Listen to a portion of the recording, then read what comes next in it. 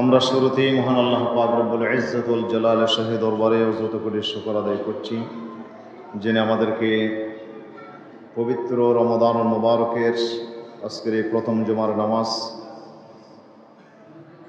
কক্সবাজার শহরের অত্যন্ত ঐতিহ্যবাহী নান্দনিক এলাকা এই পেশকারপাড়া নির্মিত নতুন মসজিদের আজকের শুভ উদ্বোধন উপলক্ষে প্রথম জুমাতে আমাদেরকে শরীক হওয়ার তৌফিক এনায়েত করেছেন। সেজন্য মহান আল্লাহ তাআলা দরবারে আমরা শুকরগুজার হচ্ছি। সকলে পড়ছি আলহামদুলিল্লাহ। আমরা আল্লাহ সুবহানাহু ওয়া তাআলার শুকরিয়ার পাশাপাশি ওইসব ভাইদের শুকরিয়া আদায় করছি যারা জায়গা দিয়ে অত্যন্ত কষ্ট করে, অর্থ দিয়ে, শ্রম দিয়ে এই বিশাল মসজিদ নির্মাণে সহযোগিতা করেছেন, ভূমিকা রেখেছেন এবং এলাকার মুসল্লি ভাইদের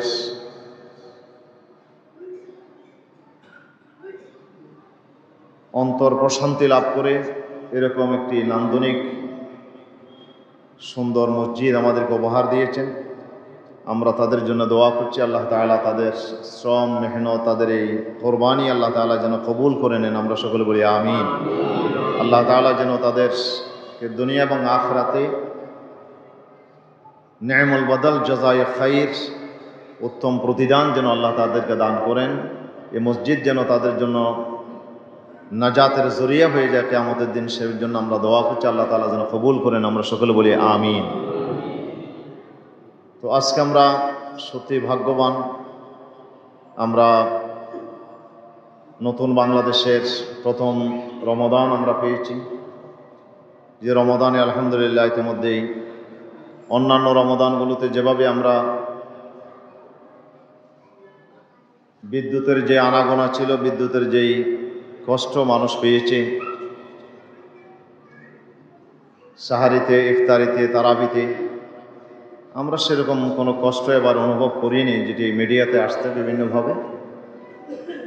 যারা আমাদের জন্য এই নতুন বাংলাদেশ বিনির্মাণে যারা আমাদের জন্য ভূমিকা রেখেছেন, যারা রক্ত দিয়েছেন, যারা জীবন দিয়েছেন, আমরা তাদের জন্য দোয়া করি আল্লাহ তাআলা তাদের, আল্লাহ শহীদের সর্বোচ্চ মর্যাদা যেন আল্লাহ তাদেরকে দান করেন, আমিন। যারা আহত হয়ে আছেন এখন হাসপাতালে, আল্লাহ তাআলা যেন তাদেরকে সুস্থতার নিয়ামত দান করেন, সকলে বলি আমিন। তো আমি আজকে আপনাদের সামনে প্রথম জুমা পবিত্র রমাদানের মর্যাদার উপরে, আপনারা হয়তো গত জুমাতে আমরা আলোচনা শুনেছি।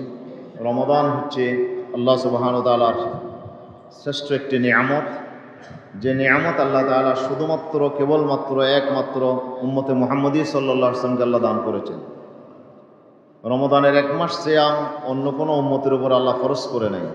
আল্লাহ তাআলা শুধুমাত্র শেষ নবীর উম্মতের উপরেই আল্লাহ তাআলা এই সিয়াম ফরজ করেছেন। রমাদানের মাসব্যাপী সিয়াম আল্লাহ তাআলা আমাদের জন্য আবশ্যক করেছেন। সেজন্য আমরা সকলেই হাজার হাজার বছর ধরে এই সিয়াম আমরা পালন করে আসছি। সিয়াম মানে হচ্ছে বিরত থাকা। আমরা কিসের থেকে বিরত থাকব? সিয়ামের একটি বাহ্যিক রূপ আছে, আরেকটি তার আভ্যন্তরীণ রূপ আছে। আমাদের একটা দেহ আছে, আবার ভিতরে একটি প্রাণ আছে। দুটো মিলেই আমাদের এই শরীরটা আল্লাহ তাআলা গঠন করেছেন। এই দুটোর সমন্বয়ে আমাদের জীবন। দেহ যতই মূল্যবান হোক, যতই বেশি দামি হোক, যতই সুন্দর হোক, কিন্তু প্রাণ ছাড়া, রূহের অস্তিত্ব ছাড়া এই শরীরের কোনো দাম নাই। আবার এই শরীর ছাড়া রূহ থাকতে পারে না। শরীর যদি না থাকে, এক মুহূর্তের জন্য রূহ কিন্তু এই শরীরে থাকবে না, এই রূহ এখান থেকে চলে যাবে। সেজন্য রূহর অবস্থান হিসেবে এই দেহটাও খুবই গুরুত্বপূর্ণ। আবার দেহের পাশাপাশি দেহের ভিতরে যে রূহ আছে, প্রাণ আছে, এটাও তেমন তার চাইতে আরও বেশি, কোটি কোটি গুণ বেশি গুরুত্বপূর্ণ। রুহ যদি চলে যায়, এই দেহটা আর তার নড়াচড়া করতে পারে না, কথাবার্তা বলতে পারে না, কাজকর্ম করতে পারে না। এই দেহটার নাম হয়ে যায় লাশ। আমাদের দেশে এটাকে বলি লাশ, বাংলা ভাষায়। এটা হচ্ছে মূলত আরবি শব্দ, আরবিতে বলা হয় লাশাই। লাশাই থেকে লাশ। লাশাই মানে নথিং, নাথিং, যে কোনো কিছুই না, এটা গণনা করার মতো কিছুই না। তাহলে এই দেহটা এখন আর কোনো দাম নাই। মেডিকেল সায়েন্সের দৃষ্টিতে 6 ঘন্টা পর থেকে এই লাশ এই শরীরের মধ্যে পচন শুরু হয়ে যায়, তখন দুর্গন্ধ ছড়ায়।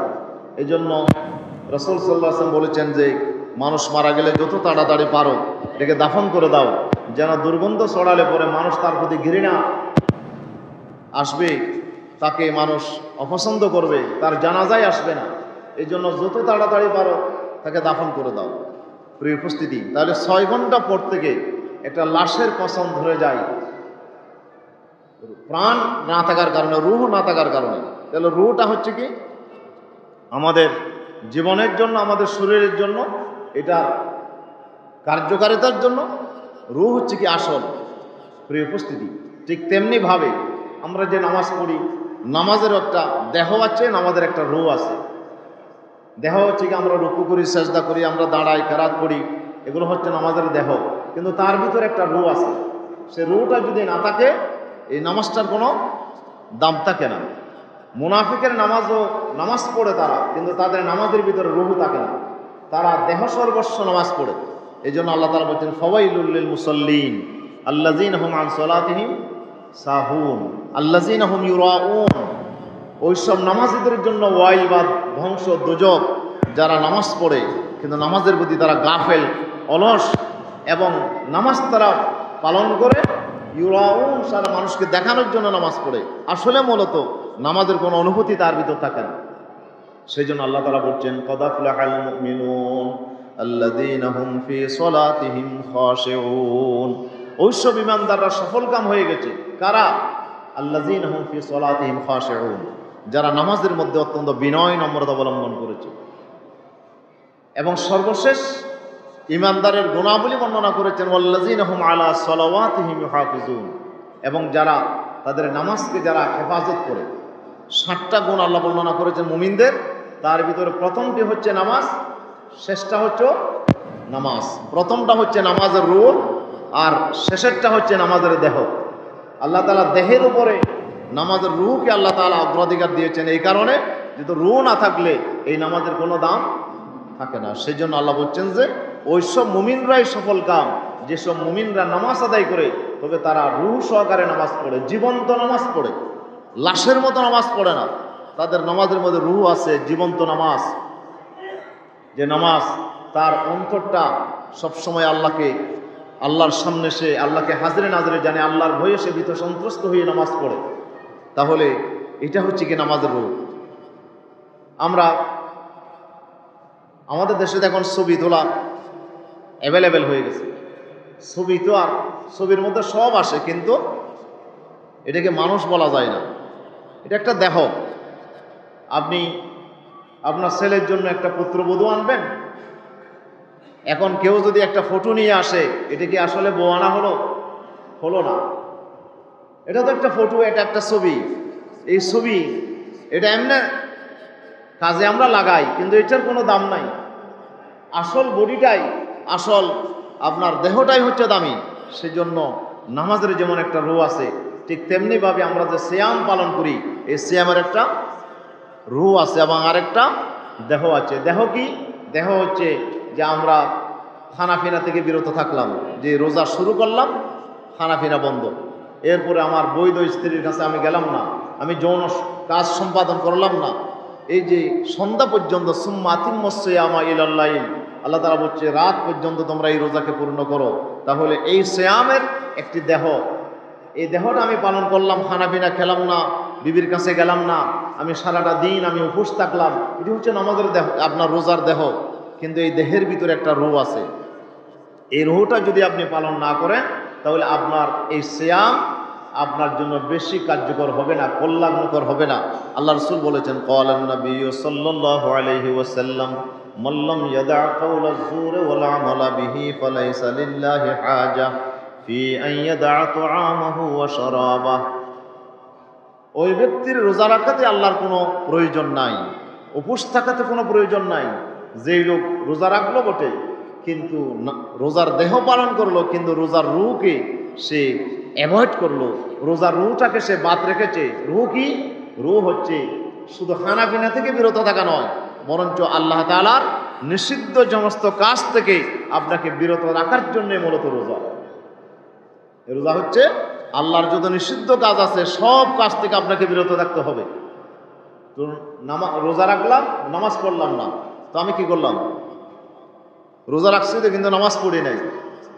তাহলে এই রোজা আপনার জন্য কেমন হবে? অনেকে জিজ্ঞেস করে, নামাজ পড়লাম কিন্তু আপনার রোজা রাখলাম, নামাজ পড়লাম না। তাহলে নামাজ না পড়াটা কবিরা গুনাহ। তাহলে আপনি রোজা রেখে কবিরা গুনাহ করলেন। তো রোজা রেখে যদি আপনি কবিরা গুনাহ করেন, আপনার এই রোজার সার্থকতা কি? রাসূলুল্লাহ বলছে ফালাইসা লিল্লাহি হাজা, আল্লাহ তাআলার কোনো প্রয়োজন নাই ফি আন ইয়াদা তুআমাহু ওয়া শারাবা, এই সিয়াম পালন করতে গিয়ে খানা পিনা থেকে বিরত থাকার কোনো প্রয়োজন তার নাই, যেহেতু এই রোজার কোনো পুরস্কার সে আল্লাহ তাআলার কাছে পাবে না। অথচ রোজা এত দামি যে এই রোজার পুরস্কারটা আল্লাহ তাআলা তার কুদরতের হাতে দান করবেন। আল্লাহ বলছেন আস-সাওমু লি ওয়া আনা আজজি বিহি, আস-সাওমু লি ওয়া আনা উজজা বিহি। দুই বর্ণনা এসেছে। একটি বর্ণনা এসেছে রোজা আমার জন্য। আল্লাহ তাআলা বলছেন প্রত্যেকটা আমলের বদল আমি আমার বান্দাকে দেব, তবে সেটা ফেরেশতার মাধ্যমে দেব, সেটা নির্দিষ্ট করে দেব কি পুরস্কার আমি দেব। আর রোজার বদলাটা আমি আল্লাহ তাআলা ফেরেশতাকে দেব না দায়িত্ব, এবং এটা কি পরিমাণ দেব তাও আমি কাউকে বলবো না। সেটা রোজা যেহেতু বান্দা আমার জন্য রেখেছে, ও আনা আজিজি, আমি আল্লাহ আমার কুদরতের হাতে রোজাদারের বদলা দেব। অন্য বর্ণনায় ও আনা উজজা বিহি, স্বয়ং আমি আল্লাহ তাআলা সেই রোজাদারের বদলা হয়ে যাব। অর্থাৎ আমি আল্লাহ তাআলা রোজাদারকে বলবো যে আমি আল্লাহ তোমার উপর সন্তুষ্ট হয়ে গেছি, এবার তোমার যা দরকার, তোমার যা ইচ্ছা তুমি আমাকে বলো, আমি তোমাকে দেব। রাদিয়াতাম মারদিয়া, আমি তোমাকে সন্তুষ্ট করে দেবো। আলহামদুলিল্লাহ। রোজাদারের বদলা হবে ইন্নামা ইউওয়াফাস সাবিরুনা আজরাহুম বিগাইরি হিসাব। আল্লাহ বলছে যারা ধৈর্যশীল, রোজা মানে ধৈর্য, রোজা মানে ধৈর্য, এর জন্য এটাকে ধৈর্যের মাস বলা হয়। ওয়া শাহরুস সবরে ওয়া শাহরুল মুওয়াসাত। রাসূলুল্লাহ বলেছেন রোজা হচ্ছে কি, রমাদান হচ্ছে ধৈর্যের মাস। ওয়াস সাবরু সাওয়াবুল জান্নাহ, আর ধৈর্যের একমাত্র বদলা হচ্ছে জান্নাত। প্রিয় উপস্থিতি, এই রোজাদার যারা, ধৈর্যশীল যারা, আল্লাহ বলছেন ইউওয়াফাস সাবিরুনা আজরাহুম বিগাইরি হিসাব, ধৈর্যশীলদের বদলা আল্লাহ তাআলা দেবেন পরিপূর্ণভাবে, বিগাইরি হিসাব, হিসাব ছাড়া। এটার কোনো হিসাব হবে না। আল্লাহ কত দেবেন, কি দেবেন, সেটা একমাত্র আল্লাহ তাআলাই ভালো জানেন। সুতরাং এই রোজার যে মহাপুরস্কার আল্লাহর কাছে রয়েছে, সেই জন্য রাসূলুল্লাহ বলেছেন লিস-সাইমি ফারহাতান, ফারহাতুন ইনদা ফিতরিহি ওয়া ফারহাতুন ইনদা লিকাই রাব্বি। রোজাদারের দুটি বদলা, একটি হচ্ছে ইফতারের সময়, রোজাদারের দুটি আনন্দ, তার ভিতরে একটি হচ্ছে ইফতারের সময়। ইফতারের সময় কিসের আনন্দ? যে সারাদিন খেতে পারলাম না, এখন খেতে পারবো, মনটা খুশি হয়ে যাবে, একটা আনন্দ। দুই নম্বর আনন্দ, রোজাদারের কে আল্লাহ তাআলা বিশেষ একটা পুরস্কার ইফতারের সময় দিয়েছেন। সেটা কি? সেটি হচ্ছে আল্লাহ সুবহানাহু ওয়া তাআলা বান্দার এত কাছে চলে আসে, বান্দার প্রতি এত সন্তুষ্ট হয়ে যায়। আল্লাহ বলে, বান্দা তুমি আমাকে যা বলো সেই দোয়া আমি কবুল করব। এটি আল্লাহ তাআলা 7টি আয়াত রোজা সম্পর্কে আল্লাহ তাআলা লাগাতার সূরা বাকারাতে 183 থেকে 187 নম্বর 4টি আয়াতে আল্লাহ তাআলা রোজার বিষয়ে আলোচনা করেছেন। তার ভিতরে আপনার একটি আয়াত হচ্ছে ওয়াইযা সালাকা ইবাদি আন্নী ফাইন্নী করিব উজিবু দাওয়াতাদ দাঈ ইযা দাআন। আল্লাহ বলছে, নবী আপনাকে যদি আমার বান্দারা জিজ্ঞেস করে আমি আল্লাহ সম্পর্কে, আমি আল্লাহ কাছে না দূরে, এই জবাব আপনাকে দিতে হবে না, আমি আল্লাহ নিজেই জবাব দিচ্ছি যে ফাইন্নী করিব, বান্দা আমি তো তোমার একেবারে নিকটে, আমি তোমার একেবারে নিকটে। উজিবু দাওয়াতাদ দাঈ ইযা দাআন, যখনই আমাকে ডাকবে আমি তখনই তোমার ডাকে সাড়া দেব, তুমি যা বলবে সেটা আমি দোয়া কবুল করব। ফালিয়াস্তাজিবু লি, এবার তোমার উচিত আমার ডাকে সাড়া দেওয়া। আমি যখন তোমাকে নামাজের জন্য ডাকবো, তুমি যেন নামাজের কাতারে থাকো, আমি যখন তোমাকে জেহাদের জন্য ডাকবো, আল্লাহর দিন প্রতিষ্ঠার সংগ্রামে তোমাকে ডাকবো, তখন তুমি যেন তোমার স্ত্রী পুত্র আপনার ঘর বাড়ি সংসার সব ছেড়ে দিয়ে তুমি যেন জেহাদের কাতারে তুমি যেন সামিল থাকো। আমি যখনই ডাকবো তোমাকে আসতে হবে। যদি তুমি আসো, তোমার জিন্দিগির যত দাবি আছে সব দাবি আমি পূরণ করে দেবো। সুবহানাল্লাহ। আল্লাহ তাআলা রোজার সম্পর্কে আয়াত না মাঝখানে আল্লাহ আয়াত ঢুকাই দিয়েছেন। কেন ঢুকাই দিয়েছেন? যেহেতু রোজাদারের জন্য স্পেশাল মর্যাদা, যে আল্লাহ রাসূল বলছে যে দাওয়াতুস সাইম লা তুরাদ্দু, রোজাদারের দোয়া কোনোদিন ফেরত হয় না। লা তুরাদ্দু দাওয়াতুস সাইম, যে এক বর্ণনা আসছে রোজাদার রোজা অবস্থায় যা দোয়া করে সেটা কবুল হয়। আবার আরেকটা বর্ণনা হচ্ছে ইনদা ফিতরিহি, ইফতারের সময় বিশেষ করে রোজাদার যা দোয়া করে এটা আল্লাহ তাআলা কবুল করেন। এটা রোজাদারের জন্য একটি আনন্দের সময়, যে আপনি যা দোয়া করবেন আল্লাহ তাআলা কবুল করবেন। প্রিয় উপস্থিতি, আরেকটা আনন্দ হচ্ছে ইনদা লিকাই রাব্বিহি, বান্দা যখন আল্লাহর সাথে মিলিত হয় তখন আল্লাহ তাআলা এক মহা পুরস্কার আপনার জন্য রেখে দিয়েছেন। প্রিয় উপস্থিতি, তাহলে এই রোজা যে মহা পুরস্কার আপনার জন্য আল্লাহ রেখে দিয়েছেন, এই পুরস্কার থেকে আপনি বঞ্চিত হয়ে যাবেন যদি রোজা রাখছেন কিন্তু রোজার কোনো কি নাই, প্রাণ নাই। রোজা আছে তবে রোজার কোনো রুহ নাই। আপনি যেভাবে নামাজ পড়বেন সেভাবে আল্লাহর কাছে পাবেন। এক আল্লাহর ওলির জীবনী বললাম তাজকিরাতুল আউলিয়াতে, বেশি নয়নাভিরাম দৃশ্য, বেশি সুন্দর একটি অট্টালিকা প্রাসাদ তাকে দেওয়া হলো, এবং সেই প্রাসাদে উনি ঢুকছেন। সেখানে তার জন্য আপনার যে খাদেম দেওয়া হয়েছে, তাদের হৌর গালমান দেওয়া হয়েছে। তো সেখানে দেখা গেল যে হুটটা চোখ বন্ধ করে আছে। তো এখন তার দিকে দেখে কিন্তু সে চোখ বন্ধ।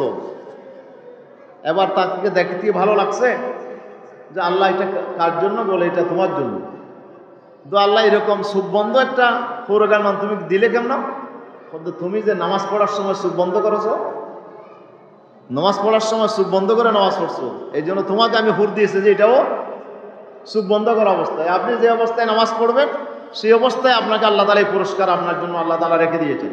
সুতরাং আপনি রোজা রাখছেন কিন্তু রোজার কোনো রুহ নাই, দেহটা আপনি রাখছেন, তাহলে এই দেহটা নিয়ে আল্লাহর সামনে একটা ফটো যদি আপনি রোজার আপনি উপস্থাপন করেন, এটার কি কোনো পুরস্কার আপনি আশা করতে পারেন? তাহলে আপনি রোজা না রাখার শাস্তি থেকে আপনি বেঁচে গেলেন, কিন্তু আপনি পুরস্কার থেকে বঞ্চিত হয়ে যাবেন যদি রোজার রুহ না থাকে। আপনি নামাজ রোজা রেখেছেন, রোজার জন্য কোনো শাস্তি আপনি পাবেন না, ঠিক আছে, কিন্তু পুরস্কার থেকে বঞ্চিত হয়ে যাবেন। সেজন্য পুরস্কার পাওয়ার জন্য আমাদেরকে রোজার রুহ আদায় করে আমাকে রোজা রাখতে হবে। সেটা কি?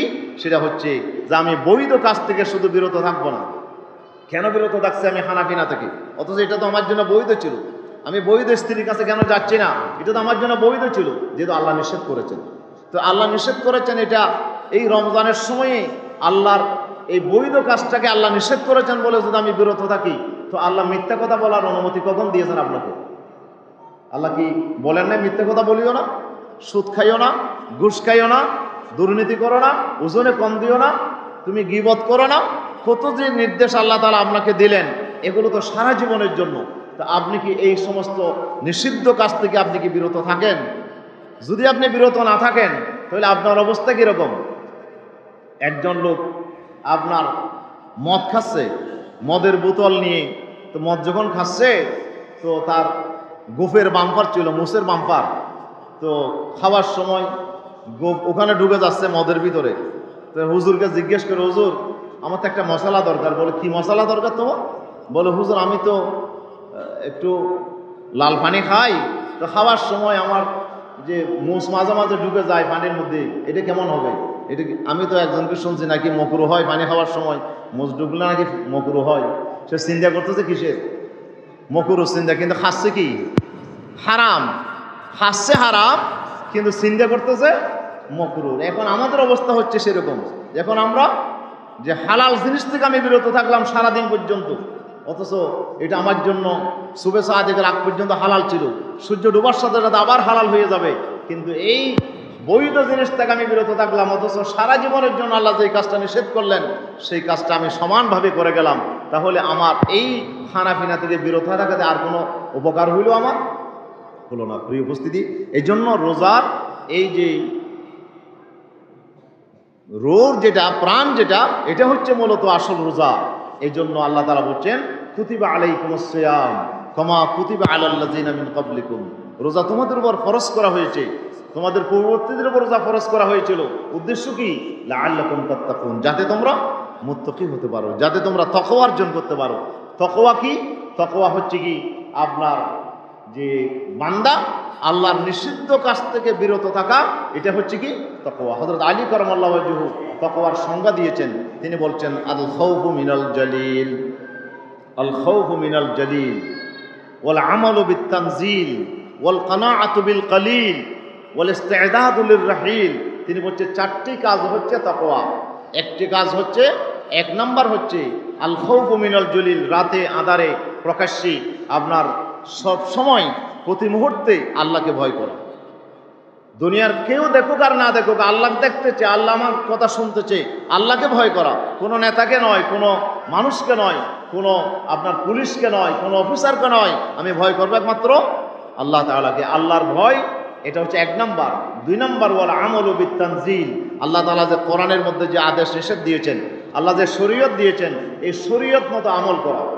কোরআনে যা কাজ করতে বলেছেন সেগুলো করা, আর যত কাজ থেকে আল্লাহ নিষেধ করেছেন সেখান থেকে বিরত থাকা। আল আমল বিত তানজিল, কোরআনের শরীয়ত মতো আদেশ নিষেধ মতো আপনি আমল করা, জীবন পরিচালনা করা। যে কোরআন আপনার দোলনা থেকে কবর পর্যন্ত, আপনার জন্ম থেকে মৃত্যু পর্যন্ত আপনার পুরা জিন্দেগি কিভাবে চলবেন সেটার একটা গাইডলাইন আল্লাহ তাআলা কোরআনের মধ্যে দিয়ে দিয়েছেন। আল্লাহ বলছেন হাদা বায়ানুল লিন্নাস ওয়া হুদাও ওয়া মাউইযাতুল লিল মুত্তাকিন, এটি হচ্ছে সমগ্র বিশ্ব মানব জাতির জন্য। এটা হচ্ছে বর্ণনা গ্রন্থ, যা দরকার সব বলে দিয়েছি, তবে সেটা সবাই মানে না। মানে কারা? হুদা ওয়া মাউইযাতুল লিল মুত্তাকিন। এটি এই হেদায়েত কাজে আসবে একমাত্র মুত্তাকিদের জন্য, যারা আল্লাহকে ভয় করে যারা চলে, যারা তাকওয়া অবলম্বন করে, শুধু তারাই আল্লাহর কোরআনের আদেশ নিষেধগুলো মেনে চলবে। আর অন্যদের কাছে কোরআনের আদেশ নিষেধ এটি তার কাছে কিছুই কোনো বিষয় নয়, এগুলো সে পাত্তাই দেয় না। এই জন্য দুই নম্বর শর্ত হচ্ছে কি শরীয়ত মতো চলা। তিন নম্বর হচ্ছে আল কানাআতু বিল কলিল, আল্লাহ তাআলা আপনার জন্য যতটুকু বাজেট করেছেন, আমরা এর বাইরে যেন লোভ না করি, এর বাইরে যেন আমরা লোভ না করি। রোজা আমাকে বলতেছে তুমি একটু তোমার লোভ লালসাকে কমাও, তুমি বেশি খাবার চিন্তা করো না, বেশি ভোগ করার চিন্তা করো না, আরাম কম করো, বিলাসিতা কম করো, খানা কম খাও। এটাকে নেই, কম খাওয়া, কম ঘুমানো, কম বিলাসিতা, কম আরাম, এটা হচ্ছে মূলত রোজা। এই যে রোজার মাধ্যমে আল্লাহ তাআলা আমাদেরকে ট্রেনিং দিচ্ছেন, কনাআতের ট্রেনিং, যে আপনার অল্প তুষ্টি, এটি হচ্ছে গিয়ে অনেক বড় নিয়ামত। এই নিয়ামত যারা পেয়েছে তারা হচ্ছে এই দুনিয়ার রাজা, এই দুনিয়ার সবচেয়ে বড় আপনার বিত্তবান হচ্ছে তারা যারা কনাআতের মালিক হয়েছে, আলহামদুলিল্লাহ। আর যে কনাআতের মালিক হয় নাই, সে তো এমন পিপাসা, সারা আপনার সাগর মহাসাগরের যত পানি আছে সব পান করলেও আপনার পিপাসা দূরীভূত হয় না। এইরকম পিপাসা যার আছে সে কি কোনোদিন পরিতৃপ্ত হবে? যত পাই তত আরো দরকার, আরো দরকার, আরো দরকার, আরো দরকার। কত হাজার কোটি টাকা দরকার আপনার, কত হাজার কোটি টাকা আপনার দরকার। আপনি যে হাজার হাজার কোটি টাকা ব্যাংক থেকে আপনি জনগণের সম্বল লুটপাট করলেন, বিদেশে বাড়ি করলেন, এরপরে আপনার খায়েশ মিটে না, এরপরে আপনার আরো চাই, আরো চাই। এই যে চাওয়ার যে আপনার এই যে আপনার আগ্রহ তামান্না, এটা মানুষকে শেষ করে দিয়েছে। এটাই মানুষের জীবনের সবচেয়ে বড় সমস্যা। রোজা আমাদেরকে এই বিষয়টাকে কন্ট্রোল করতে চায়। রোজা বলে তুমি কম খাও, দুনিয়ার আরামায়েশ কম করো, ফালিয়াদহাকু কালিলান ওয়ালিয়াবকু কাসীরা, তুমি কম হাসো, তুমি বেশি কাঁদো।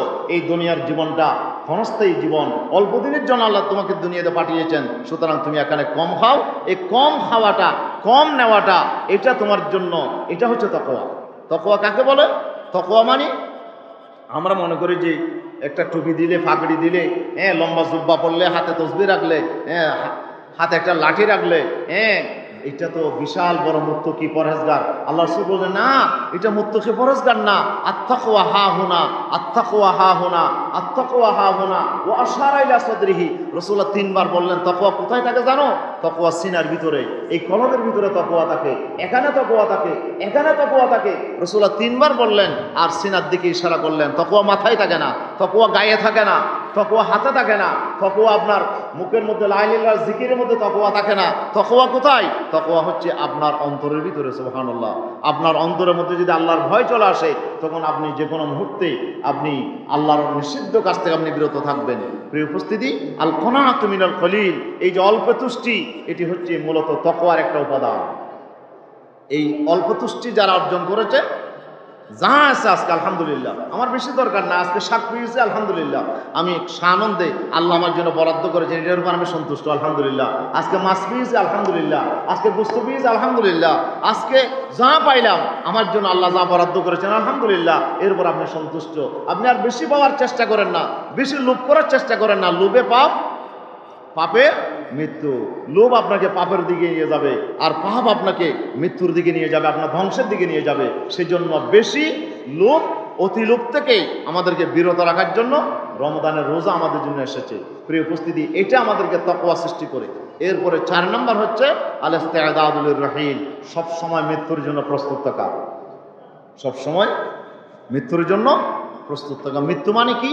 মৃত্যু মানে বিচারের সম্মুখীন হওয়া। মরার সাথে সাথে আপনাকে এবার আপনার ট্রায়াল শুরু হয়ে যাবে, আপনার আল্লাহর আদালতে আপনাকে হাজির করা হবে, আপনাকে মহাবিচারের সম্মুখীন হতে হবে। এটার নাম মৃত্যু। এই মহাবিচারের সম্মুখীন হওয়ার জন্য আপনার এতটুকু প্রস্তুতি আপনার আছে কিনা, এই প্রস্তুতি সদা সর্বদা প্রস্তুত থাকা, এটা হচ্ছে মুত্তাকিদের জন্য সবচেয়ে বড় একটি উপাদান। হযরত আলী কারামাল্লাহু বলছে এই 4টা কাজকে তাকওয়া বলা হয়। হযরত আব্দুল্লাহ বিন মাসউদ বলছে 3টা কাজকে তাকওয়া বলা হয়। একটা হচ্ছে আইয়ুতা ওয়ালা ইউসা, 1 নম্বর আল্লাহর আনুগত্য করা, নাফরমানি না করা। 2 নম্বর আইয়ুশকারা ওয়ালা ইয়াশকুরা ওয়ালা ইয়াকফুর, যে বান্দা আল্লাহর শুকরিয়া আদায় করবে, আল্লাহর নাফরমানি করবে না, আল্লাহর অকৃতজ্ঞতা প্রকাশ করবে না, আল্লাহর নিয়ামতের শুকরিয়া আদায় করবে। 3 নম্বর আইয়ুশকারা ওয়ালা ইউনসা, যে আল্লাহকে সবসময় জিকির করতে থাকবে, আল্লাহর কথা ভুলে যাবে না। এই 3টা হচ্ছে তাকওয়ার উপাদান। প্রিয় উপস্থিতি, এই তাকওয়ার 3টা উপাদান হযরত আব্দুল্লাহ বিন মাসউদ রাদিয়াল্লাহু আনহু উল্লেখ করেছেন।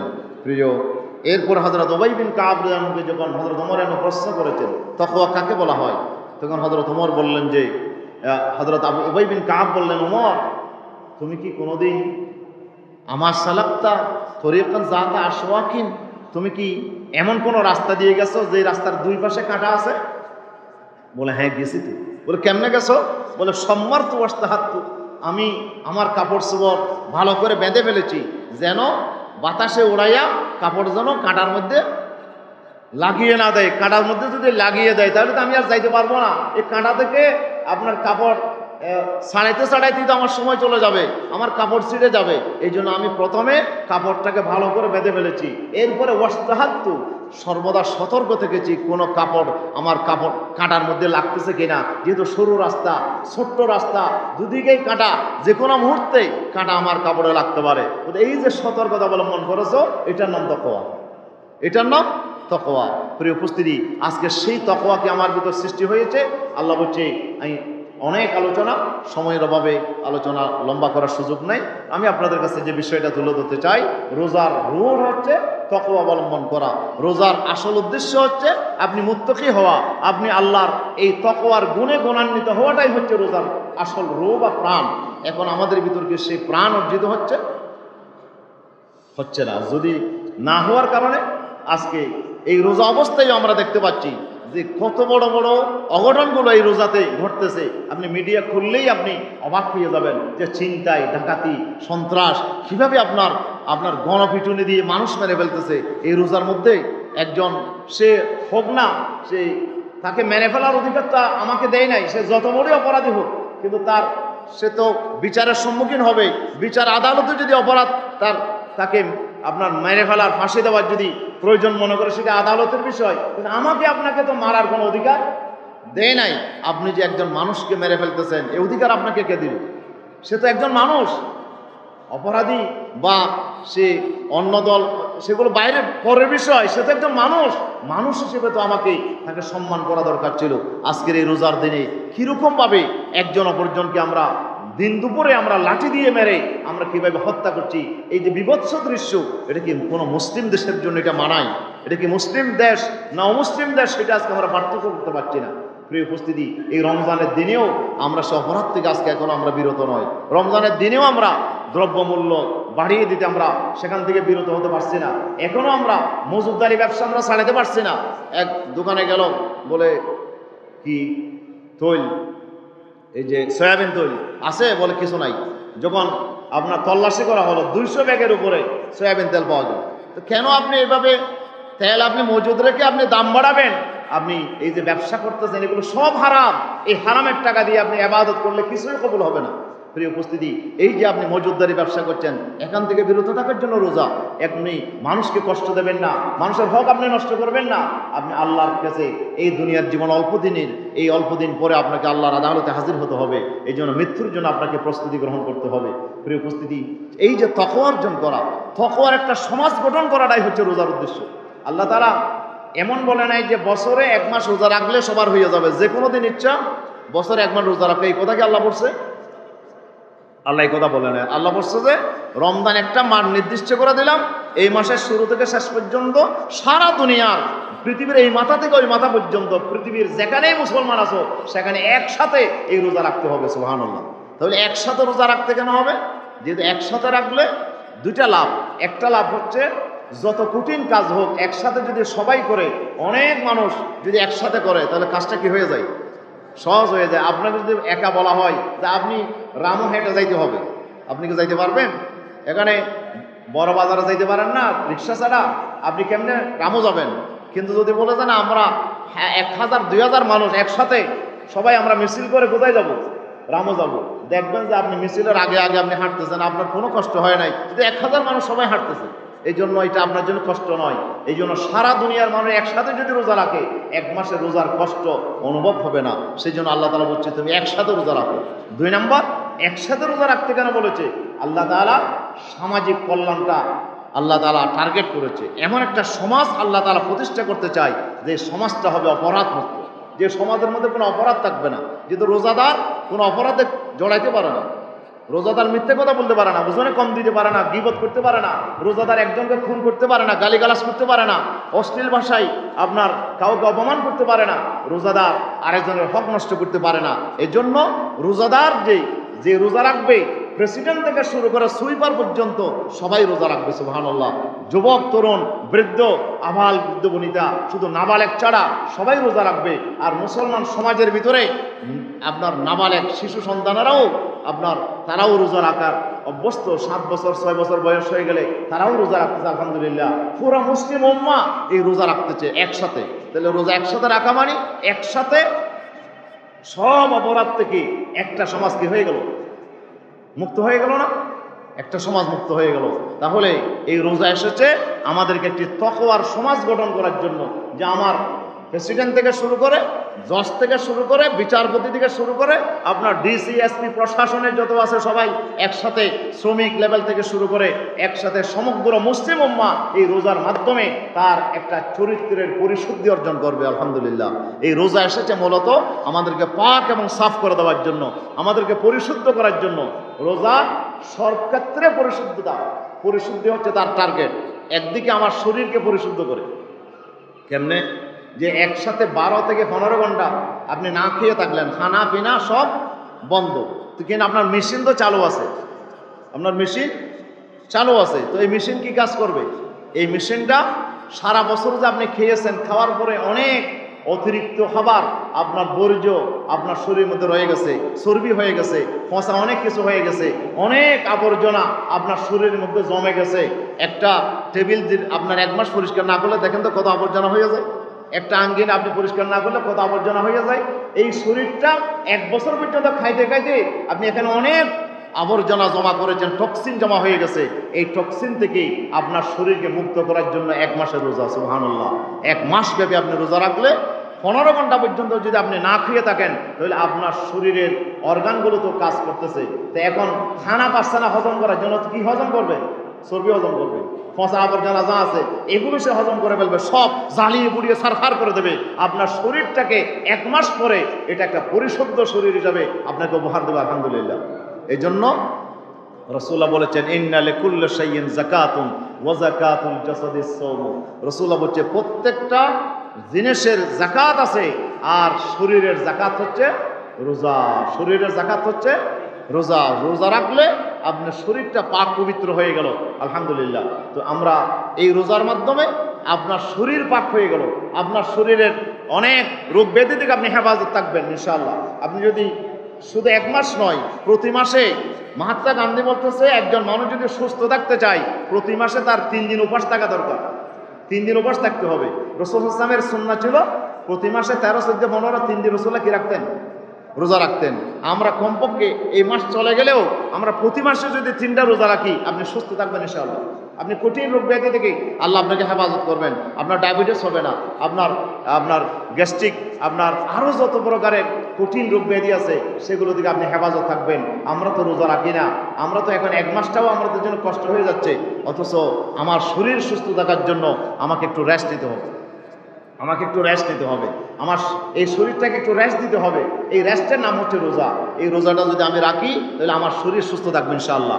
2 নম্বরে, আমার শরীর পাক হইল না, আমার চরিত্র পাক হয়ে গেল, আমার আয় ইনকাম পাক হয়ে গেল, আমার যত গুনার কাজ আছে সমস্ত গুনাহ থেকে আমি মুক্ত হয়ে গেলাম, আলহামদুলিল্লাহ। আল্লাহ তাআলা বলেন ইনতাশতানিবু কাবায়িরা মা তুনহাউনা আনহু নুকাফির আনকুম সাইয়্যাতিকুম ওয়া নুদখিলকুম মুদখালান কারীমা। এ বান্দা, তুমি যদি কবিরা গুনাহ থেকে বিরত থাকো, আমি তোমার ছোট গুনাহগুলো এমনি মাফ করে দেবো এবং তোমাকে আমি জান্নাতে প্রবেশ করাবো, আলহামদুলিল্লাহ। তাহলে রোজা এসেছে আমার চরিত্রকে পরিশুদ্ধ করার জন্য, রোজা এসেছে আমার সমাজকে পরিশুদ্ধ করার জন্য, রোজা এসেছে আমার রাষ্ট্রটাকে পরিশুদ্ধ করার জন্য, সমস্ত দুর্নীতিবাজ থেকে, চোর ডাকাত থেকে আমার এই সমাজটাকে ভালো বানানোর জন্য, পরিশুদ্ধ করার জন্য মাহে সিয়াম, রমাদানের এই সিয়াম আমাদের কাছে এসেছে। প্রিয় উপস্থিতি, আসুন আমরা রমজানকে সেভাবে কাজে লাগাই। আমরা রমজানের আজকে প্রথম জুমা, এরপর আরও আজকে প্রায় 6 দিন আজকে আমাদের থেকে চলে যাচ্ছে। আপনার প্রথম দশকের 6 দিন আমরা হারাতে বসেছি, আর মাত্র 4 দিন আছে। এই আমরা যেন আল্লাহর রহমতের মাগফিরাতের মালিক হতে পারি, আমরা যেন আমাদের জীবনটাকে যেন রমজান শেষ হতে না হতে যেন আমি পরিশুদ্ধ হয়ে যেতে পারি, বেগুনাহ হয়ে যেতে পারি, নিষ্পাপ হয়ে যেতে পারি। সেজন্য আমাকে একদিকে গুনাহ থেকে যা গত জীবনে হয়ে গেছে এগুলো জন্য তওবা করব, আর এই মাস থেকে আমরা গুনাহগুলো আমরা ছেড়ে দেবো, এবং কবিরা গুনাহ থেকে বিরত থাকলে সগীরা গুনাহ আল্লাহ এমনি মাফ করে দেবেন। রমজান যেতে যেতে আপনি নিষ্পাপ হয়ে যাবেন। আপনি একটি আপনার মায়ের পেট থেকে যে শিশু জন্মগ্রহণ করেছে সে যেমন নিষ্পাপ, রমজান আপনাকে সেভাবে নিষ্পাপ বানাইয়া সমাজ উপহার দেবেন ইনশাআল্লাহ। আমরা এইরকম সোনার মানুষগুলো তৈরি করার জন্য রমজান আমাদের কাছে এসেছে, আমরা রমজানকে সেভাবে কাজে লাগাই। প্রিয় উপস্থিতি, যদি আমরা সেভাবে কাজে লাগাইতে পারি ইনশাআল্লাহ আমাদের জন্য পরকালীন জীবন হবে। আল্লাহ তাআলা জান্নাতের মধ্যে ওই মানুষগুলোকে জায়গা দেবে না যে মানুষগুলো খারাপ চরিত্রবান। আল্লাহ তাআলা ওদেরকে লা ফিহা গাউলুন লা ইয়াসমাউনা ফিহা লাগওয়ান ওয়ালা কিযাবা। আল্লাহ বলছে জান্নাতীদের চরিত্র হচ্ছে ওরা সেখানে কোনো মিথ্যা কথা শুনবে না এবং কোনো বেহুদা কথা শুনবে না। এই ধরনের বেহুদা কথা বলে, মিথ্যা কথা বলে এই জাতির কোনো মানুষ জান্নাতে যাবে না, জান্নাতের উপযুক্ত নয় তারা। তাহলে জান্নাতে যাবে পরিশুদ্ধ মানুষগুলো। আপনি চিরস্থায়ী জীবনে আপনি জান্নাতের মালিক হতে পারবেন যদি আপনি পরিশুদ্ধ হতে পারেন। এই জন্য আসুন মাহে রমজানকে আমরা জীবনকে পরিশুদ্ধ করার, সমাজকে পরিশুদ্ধ করার, রাষ্ট্রকে পরিশুদ্ধ করার আমরা একটা মহৎ আপনার উদ্যোগ হিসেবে, আমরা মহৎ কর্মসূচি হিসেবে রমজানকে আমরা গ্রহণ করি ইনশাআল্লাহ। এবং এই যে মসজিদ আমার ভাইয়েরা পড়েছেন আলহামদুলিল্লাহ, এই মসজিদ কি রমজানে আমরা চেষ্টা করি 5 ওয়াক্ত নামাজ বা জামাতে কি করার জন্য, পড়ার জন্য পরিশুদ্ধ করবো আলহামদুলিল্লাহ। প্রতি মুহূর্তে আমার শরীরের মধ্যে পরিশুদ্ধি চলতেছে। এটা কে করতেছে? হার্ট যদি আপনার ব্লক হয়ে যায়, হার্ট যদি অচল হয়ে যায়, মানুষ কি বাঁচবে না। কেন বাঁচবে না? হার্ট আপনার প্রতি মুহূর্তে আপনার শরীরে যে ব্লাড তৈরি হয়, এই ব্লাডগুলো আমার মুখ দিয়ে, নাক দিয়ে, আমার এই যে পশম দিয়ে বিভিন্ন জীবাণু আমাদের শরীরে ঢুকে। অসংখ্য জীবাণু, আমরা জীবাণুর ভিতরে বাস করছি। আমার খাদ্য জীবাণু, জিনিসের জীবাণু, যে কোনো জিনিসের মধ্যে জীবাণু আছে। এই জীবাণু আপনার শরীরের ভিতরে ঢুকে যাচ্ছে। এই জীবাণুগুলো রক্তের সাথে মিশে দূষিত হয়ে যাচ্ছে। এই দূষিত রক্ত আপনার জন্য ক্ষতিকর। এই দূষিত রক্ত যদি আপনার শরীরের ভিতর থাকে আপনি বাঁচতে পারবেন না। এই জন্য আপনাকে বাঁচিয়ে রাখার জন্য আল্লাহ তাআলা একটা হার্ট ফিট করেছেন। এই হার্টের কাজ কি? হার্টের কাজ হচ্ছে প্রতি মুহূর্তে দূষিত রক্তগুলোকে সে টেনে আনবে, এনে নিজের মেশিনের ভিতরে এটাকে পিউরিফাই করে, এটাকে পরিশুদ্ধ করে, আবার সেটাকে আপনার মুহূর্তের ভিতরে আবার আপনার শিরা উপশিরা এটাকে সাপ্লাই করবে। আলহামদুলিল্লাহ। এই যে হার্ট নামক এই যে আপনার যে অংশটা আল্লাহ তাআলা দিয়েছেন, একটা মাত্র অংশ, একটা মাত্র পার্ট হার্টের, হার্ট দুইটা নয়, কিডনি দুইটা, সুপ দুইটা, হাত দুইটা, কিন্তু হার্ট কিন্তু একটা। এই হার্টকে আপনাকে যত্ন নিতে হবে, হার্ট যেন অচল হয়ে না যায়। বেশি বেশি চর্বি খাবেন, ফার্মের মুরগি খাবেন, গরু গোস্ত খাবেন, চিংড়ি মাছ খাবেন, ভালো করে খান, খাইতে পারবেন, কিন্তু দেখবেন যে কিছুদিন পরে আপনার হার্ট ব্লক হয়ে গেছে। এই জন্য চর্বি খাওয়া কমায় দিতে হবে। আপনি খান, পরিমিতভাবে খান, আপনি বেশি খাবেন না, আপনি বেশি খেতে যাবেন না, আপনি কম খান, আপনার শরীরকে আপনি নিজে হেফাজত করেন, সুস্থ রাখেন ইনশাআল্লাহ। প্রিয় উপস্থিতি, এই যে হার্টটা আপনার শরীরকে যেভাবে সুস্থ রাখে, প্রতি মুহূর্তে যেভাবে আপনার যে রক্তকে টেনে আনে আবার পরিশুদ্ধ করে ছেড়ে দেয়। তো মসজিদের কাজ কি? মসজিদের কাজ হচ্ছে যে প্রত্যেক দিনে 5 বার এলাকার সব মানুষগুলোকে, নারী পুরুষ, রাসূলুল্লাহ জামানায় নারীরাও মসজিদে আসতো, কিন্তু এখন আমরা নারীদেরকে মসজিদে আসার জন্য আমরা তাদের জন্য হারাম ঘোষণা করছি। কেউ কোনো মহিলা যদি মসজিদে ঢুকে, মসজিদ আমরা ধুয়ে ফেলবি, এমন অবস্থা হয়ে গেছে। যেহেতু এখানে পুরুষের অধিকার নয়, নারীদের অধিকার আছে, শিশুদের অধিকার আছে। এই মসজিদে শিশুরা আসবে, অনেক বুড়া মানুষ আছেন আমার মুরব্বীরা, মাথা খারাপ হয়ে যায় শিশুরা যদি একটু দৌড়াদৌড়ি করে কথাবার্তা বলে। আপনি মরে গেলে মসজিদে নামাজ পড়বে কে? শিশু যদি মসজিদমুখী না হয়, আপনি মরে গেলে মসজিদ নামাজও শূন্য হয়ে যাবে। এই জন্য আগামী দিনের প্রজন্মকে মসজিদমুখী করার জন্য শিশুরাই মসজিদে আসবে। আল্লাহ রসুলের কাঁধে হাসান হোসেন বসে থাকতো, আল্লাহ রসুল সিজদায় যেতেন, রসুল্লাহর কাঁধের মধ্যে বসে থাকতো হাসান হোসেন। রসুল্লাহ কি কোনোদিন না করেছে? রসুল্লাহ কি কোনোদিন গালিগালাজ করেছে?